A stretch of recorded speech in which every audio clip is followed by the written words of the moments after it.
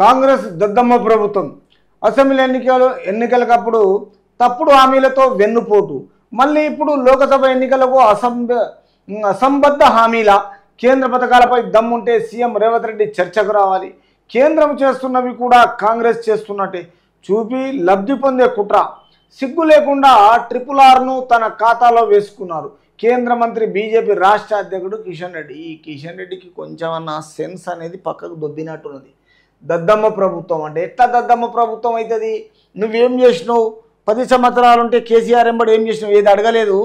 మరి మంచి ప్రభుత్వాన్ని దద్దమ్మ ప్రభుత్వం కదా, కేంద్రంలో బాగుంది కదా, నీకు స్టేట్లో నువ్వు ఉన్నావు కదా. అసెంబ్లీ ఎన్నికలప్పుడు తప్పుడు హామీలు ఇచ్చిరంట. తప్పుడు హామీలు ఎట్టి ఇచ్చారు? అక్కడ తప్పుడు పనులు చేస్తూ ఉంటే భారతీయ జనతా పార్టీలో నువ్వున్నాక బీఆర్ఎస్ పార్టీ 10 సంవత్సరాలు తప్పుడు రూట్లో పోతే ఎందుకు అడగపోతివి? వాళ్ళ సంకలో జరుగుతీవి, వాళ్ళ గోధులో కూర్చుంటివి. మళ్ళీ ఇవాళ వచ్చి వాళ్ళు తెలంగాణ ప్రజలు గెలిపించుకుంటే వాళ్ళది దద్దమ్మ ప్రభుత్వం, దద్దమ్మ పాలన.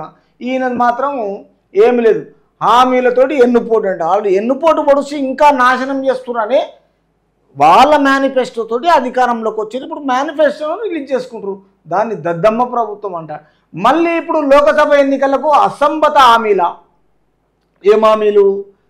హామీలు ఇస్తే కింద నెరవేరుస్తా అంటున్నారు. మీరేమి ఇచ్చిండ్రు? 10 ఏళ్ళు మీరు ఏం చేసిండ్రు? గాడిద గుడ్డని కాంగ్రెస్ వాళ్ళు చూపిస్తారు కదా, దానికి ఎందుకు ఆన్సర్ ఇస్తలేరు?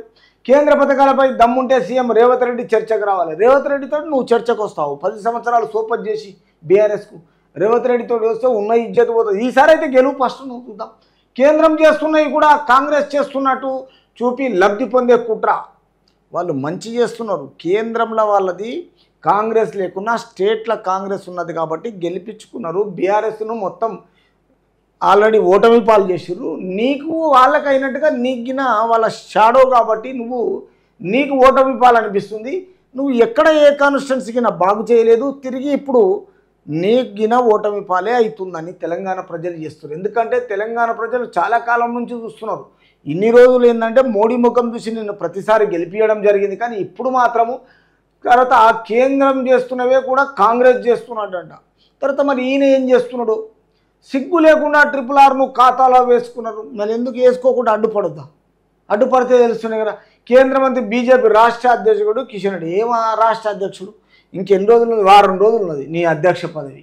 రావు, ఈసారి నువ్వు గెలుస్తావా గెలవా తెలుస్తుంది. అప్పుడు గెలిచిన తర్వాత మాట్లాడుతూ అర్థమైందా? సరే చూద్దాం. కిషన్ రెడ్డి ఈ విధంగా అవివేలన తర్వాత కాంగ్రెస్ పార్టీ మీద ఒక ఎద్దేవా చేస్తున్నారు.